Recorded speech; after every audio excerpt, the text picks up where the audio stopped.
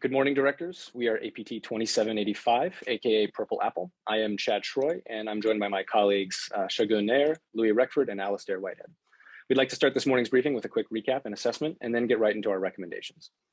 During the start of the 2022 World Cup in Doha, Qatar, a cyber incident at the Ras Abu Fantas desalination plant caused the temperature control sensors to malfunction, which affected production capacity and led to short-term disruptions in the water supply, particularly affecting the migrant worker population. A private Chinese incident response company discovered a backdoor in the Yuma software used by the plant named Standing Palm and attributed it to the US. They have also announced the presence of malware called Rockshot as being responsible for the temperature control system malfunction. A US-based anti-capitalist group, the People's Militia, has claimed responsibility for the attack, citing Qatari treatment of migrant workers in Qatar. We assess this claim to be credible, and it is clearly being believed by our allies. An investigation by the DNI then found that the Standing Palm exploit is indeed a US persistent access tool called Pensive Penguin, which was created to support long-term strategic intelligence collection related to the PLA military infrastructure. It is not known whether there are risks of the US's operation having been compromised by Chinese counterintelligence, nor the long-term impact to collection against China. The Standing Palm Pensive Penguin exploit has spread globally and is being used by malicious and criminal actors against critical infrastructure in Africa and South Asia. It is also not known what vulnerabilities there might be in US critical infrastructure, and gaining certainty and prioritizing remediation remains important. Reports state that a US citizen who is a worker at the desalination plant was co-opted by, in all likelihood, the People's Militia to enable the delivery of the Rockshot malware into the plant systems. The individual is reported to be in Qatari custody at this moment. There has been moderate to high damage in regards to relationships with allies as a result of the US being implicated, which has subsequently been used to propagate global harm to our reputation. In particular, France has ceased its cooperation on cyber issues, citing concerns over a US breach of cyber norms, and is lobbying Brussels and the EU to stop its cooperation. We assess moderate damage to our cyber collection capabilities against China as well. However, there is an opportunity to strategically leverage the situation centered on the China's exploitative and extractive approach to Belt and Road Initiative investments, as well as to the damage to China's reputation given the involvement of a Chinese software company. There are also clear implications for the US-Qatari relationship, which is located in a complex nexus of Gulf and Middle East relationships, and has required significant diplomatic investment over many years. Avoiding any further damage is critical. Our recommended strategic approach to simultaneously pursue 4 core objectives, which are brigaded against each other. The 4R approach is reassert, recover, repair, and restore. The 4R approach is designed in a way that actions on objectives are A, non-contingent, and B, enable critical progress to be made across all lines of effort equally as the situation continues to evolve. The 4R approach is additionally designed to avoid contingency on attribution of the cyber incident in Qatar, given several ongoing uncertainties. The first R is to reassert. Reassert the US as a responsible international cyber actor. To reassert that the US continues to be a responsible international cyber actor, the US should engage with India, the current president of the United Nations Security Council, to call for the initiation of a process establishing international cyber rules of the road for great powers. This effort would call on all nations, especially those with offensive cyber capabilities, to follow a set of principles to reduce the risks of cyber actors making use of such exploits and vulnerabilities. This would include a line of effort to start a dialogue for a 21st century cyber strategic arms limitation process. This would build upon current efforts at the United Nations, for instance, the United Nations Group of Governmental Experts. We recognize that this is a long-term effort, but immediate public engagement with India at higher levels is essential. India, a hero of non-alignment, with its own increased concerns regarding Chinese strategic power, especially with regard to the BRI, as a result, is likely to be responsive to the US posture.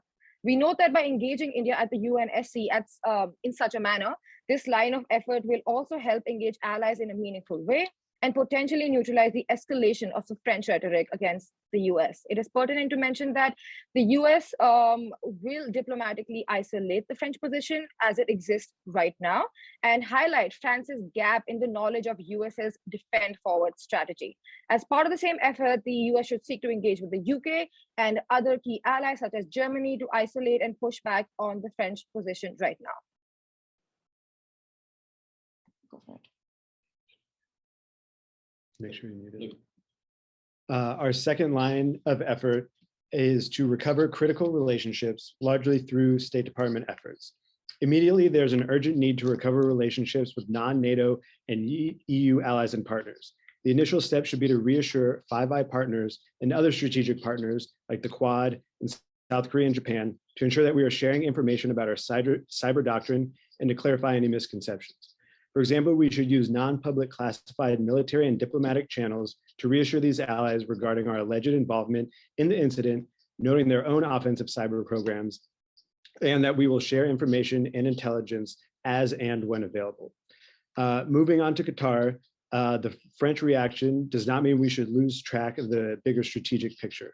It is important to maintain strong ties with Qatar because of the Al Udeid Air Base, a critical component of US strategic interests in the Gulf.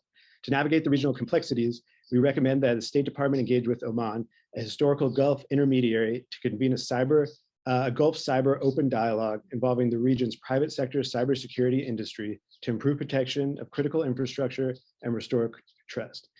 As a demonstration of goodwill, USAID should publicly establish a strategic water reserve at Al Udeid, supported by CENTCOM Forward in case of a repeat incident. Separately, the FBI should leverage its legal attaché relationships in the UAE and Kuwait to ensure CISA is able to publicly offer the right technical support for evidence collection and remediation in Qatar.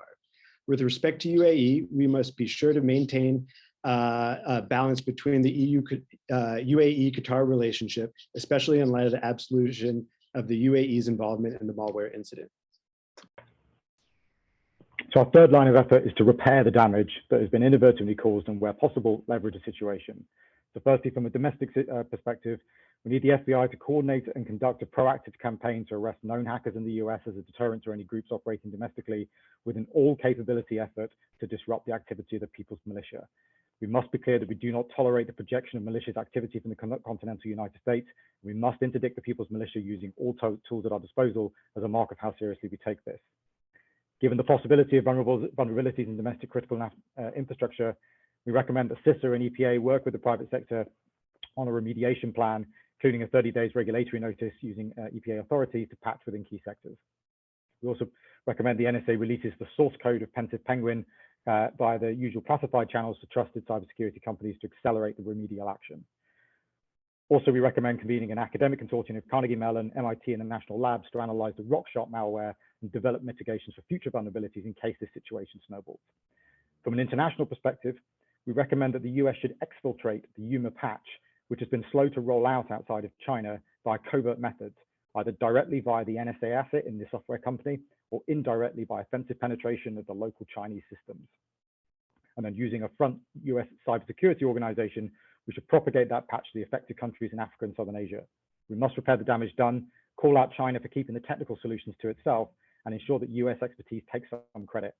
And supporting this with a multilingual campaign to showcase the diversity and talent of American cybersecurity enterprise that can help secure the world despite the storm that we find ourselves in, and a US government-funded bug bounty to identify other vulnerabilities in Chinese software linked to the BRI.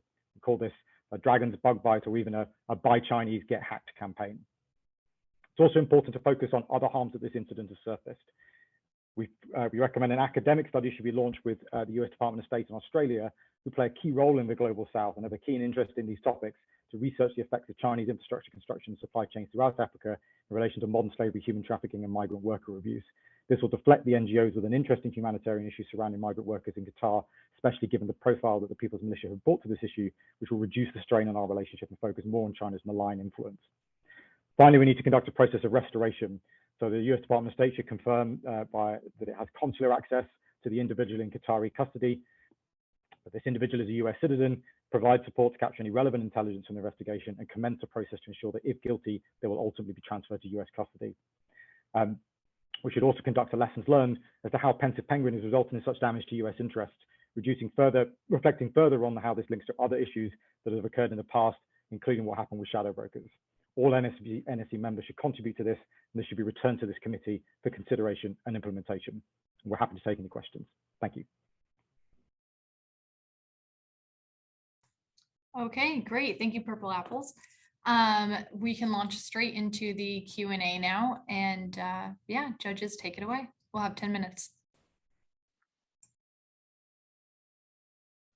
Well, I think I'll step up right here. So let me see if I understand this right. We messed up we messed up big time with a really bad backdoor that we didn't realize was going to spread to strategic allies. It was compromised by another actor, and now you're proposing that we steal the patch against our own backdoor covertly and then hand it out to people. Can you walk me through the reasoning behind that again? So at this point, we have a patch that is being essentially sat on by the Chinese. You've got damage and vulnerability occurring across the world. We feel that it's plausible, given that we still have the NSA asset in the software company, that there is an opportunity to attempt to exfiltrate it. And then using a cutout, so a US cyber company, essentially they can say that they have developed this software patch, and here it is for the rest of the world, demonstrating our expertise. Clearly, it comes with further risk, but we feel that essentially our hand is in the mangle with the Chinese as it is already. And that's not actually where the frustration is coming from. We're looking to try to resolve the situation. We're not furthering ourselves, sort of more deeply into the harm that this is creating. We are, appreciate that sort of we're using covert techniques to sort of clean up our mess. But, we feel that that is a plausible thing for us to be recommending at this point. Thank you. I have a question. So if I'm understanding you right, on top of all this, you're suggesting that we go straight into a technology war with China, right? We want to be public about the vulnerability of using China's software and open bug bounty actions to it. Did I understand that correctly? And can you talk to me about the risks of that action?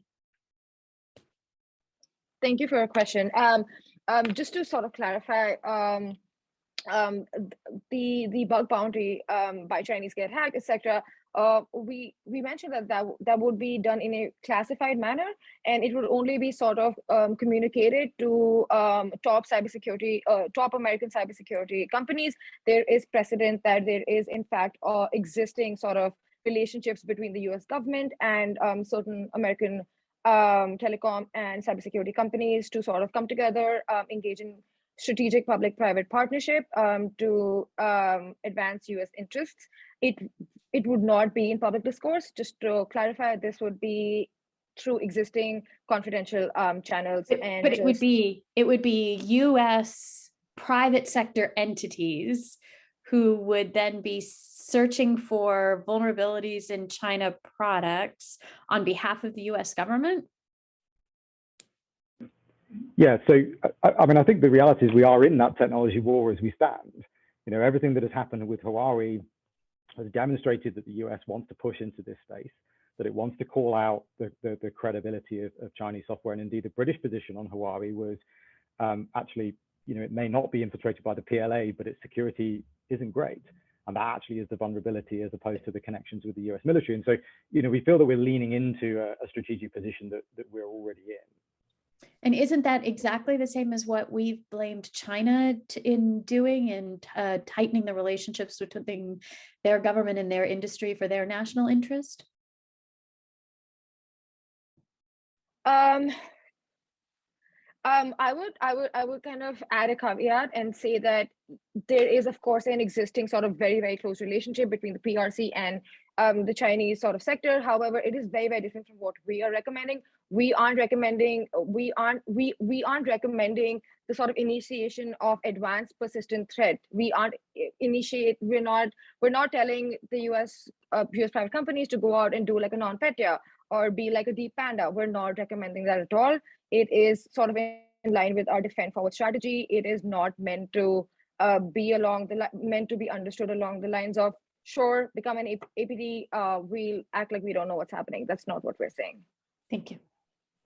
Can you describe how the policy that you, or the action that you just recommended dovetails with your proposal for the UN? Because and the impact of the proposal on the UN on our offensive and intelligence collection abilities? Thank you for that. Essentially, what we provided at the NSC right now is a menu of sort of response actions. This is going to be done simultaneously, like we mentioned at the start. it's going to be done simultaneously with it. There are other authorities. This is more of a long-term strategic objective on the more diplomatic channels. So in that context, it is a simultaneous action, sort of not separate, but should be sort of perceived as a separate block of American national security policy. Yeah, but can you talk a little bit about what you seek to gain from the UN proposal and how, you know, your analysis of the impact on our abilities? Sure. I think the broader sort of objective is that in the past 5 to 6 years, or if not a decade, we've seen that the US has sort of stepped down from its role as the the US initially was the body that was responsible for like setting up internet governance rule, the ITU, etc. It was a US product, and we've seen the last decade that it's actually countries like China and countries like Russia which are sort of like incorporating their rules and changing their rules in the cyber world.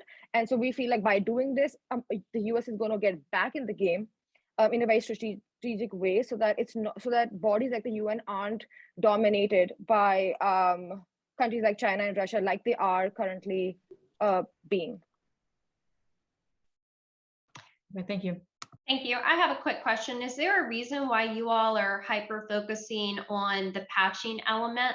Because the data across industry for industrial control systems patching, you have a less than 10% effectiveness rate for patching, meaning less than 10% of customers will ever apply that patch. And given where it is within the system, many of them would probably have to go on shutdown. So is there a reason why you think a patch would be effective, number one? Number two, this was supposedly developed by the NSA.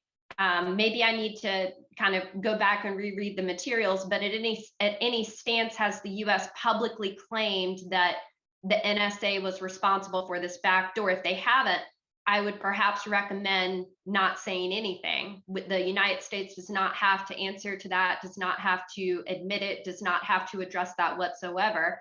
The issue of the Chinese releasing the patch, what I would ask is, would we not at this point be asking US critical infrastructure owners and operators to take out this Chinese equipment if it was operating in US critical infrastructure?